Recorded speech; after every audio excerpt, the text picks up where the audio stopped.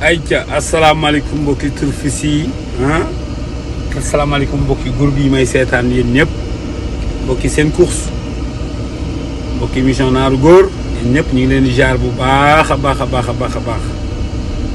den wax ne nag fan yi xam ngeen ni gëj ngeen lu dégg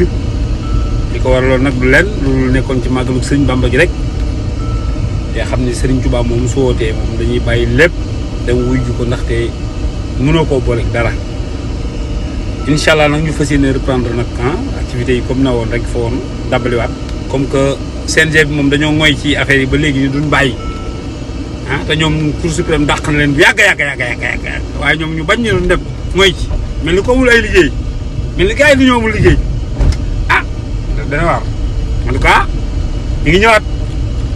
incha allah bu neexee yàlla li fi nekkoon moom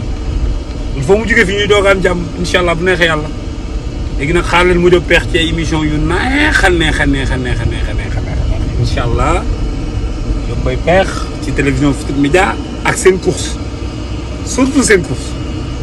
ci télévision Futurs Médias ak seen course waaye surtout seen course ay bomb yu bomb atomique yu garaaw mi ngi ñëw incha allah ngeen xaar ko seen jee bi daa bañ a dem waa dana bañ a dem Ameth Ndiaye daa bañ a dem. daa bañ a dem. waaye doo dem de Ameth Ndiaye di nga dem de. daa bañ a dem. wallaay Ameth Ndiaye di nga dem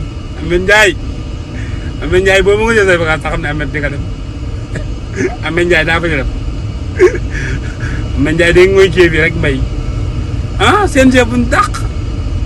ngeen di def ay activité man damaa jom li ma gis nag yàlla xam li ma gis nag xaw ma ko nag léegi nag loolu lépp nag